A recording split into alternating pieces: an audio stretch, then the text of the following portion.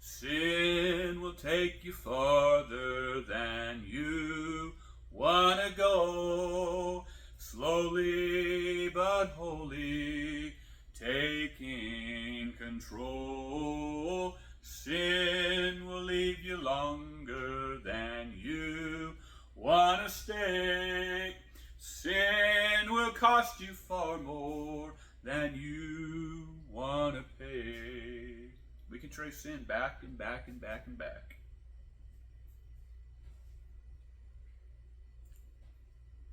If this man had not taken on this concubine as a wife,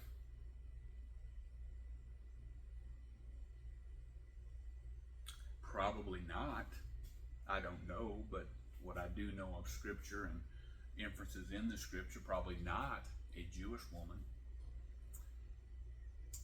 If he hadn't taken her on, if he hadn't committed that sin, he wouldn't be in this situation now. She was a whore. She might not have been a whore when he married her or when he took her on as a concubine, but she played the whore. We read that earlier. She cheated on him, slept around, went back to her dad's house. So he went out to find her, and she decided to come back home with him. See, every little decision you make has an impact. You can say it don't hurt nobody.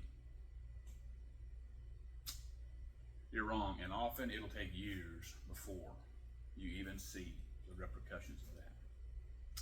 But want of respite. They're here, they need to rest. He's looking for rest. He's looking in the right place for rest. He's avoiding the wicked city, and he's looking for rest. And this man takes him in.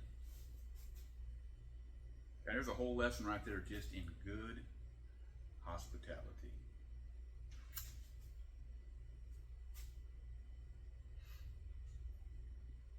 The would-be rapist. These wicked men, these God's tribe of men had gotten so wicked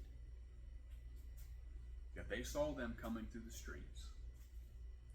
And they came a knocking on the door, surrounding the house, demanding that they send that Levite out, that they may know him. In a sexual,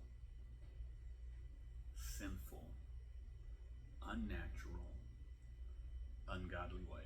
It does not matter what society says today, what we accept as okay today. Homosexuality is sodomy. It is wicked. It is an abomination. It is unnatural. It is disgusting.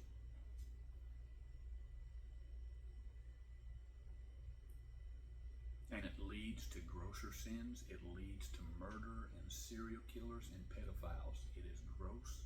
It is unnatural. It is ungodly. Now they want to know this man this way. And no matter how wicked that is, the response, in my mind, is so much more wicked. The would-be rapist. Then these weak rats. This man of the home says, don't do this, guys. I'll send you out my daughter. I'll let you have my daughter. She's a virgin, and you can have your way with her. I don't get it. Maybe he's following the example of Lot, because Lot did it. Cannot comprehend this. But it happened. And if not my daughter, take the Levite's concubine. Probably with his permission. I mean, both these guys, I'm sure, are shocked and scared. I understand that.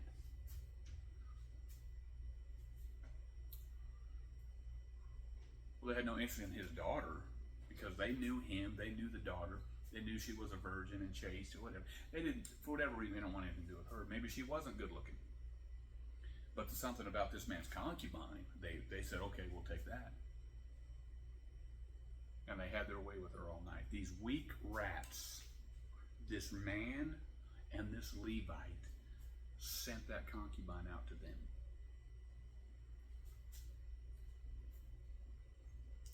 raped and ravaged her multiple times all night.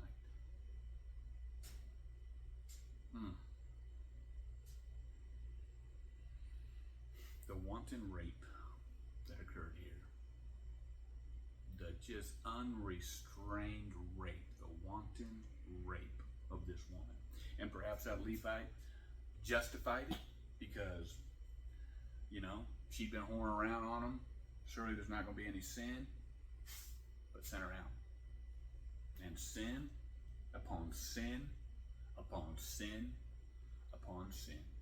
You got to break the chain, dude. Whatever it is you're going, whatever sin, whatever problem, and you've got to break the chain. Man, break the chain.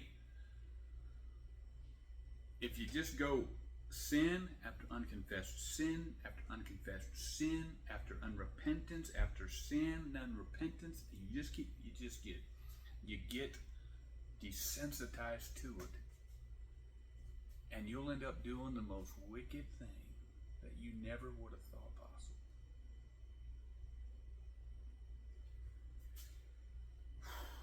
And then we have the warning represented. The warning represented. He came out, called her up. She was dead. Picked her up, put her on his ass, took her home, cut her up in 12 pieces, and sent her to the 12 tribes. What a wicked story. What a wicked story. Let it be for an illustration to you. Now, the story's not done, but that's where we're going to stop tonight. And until we meet again, keep your eyes on him.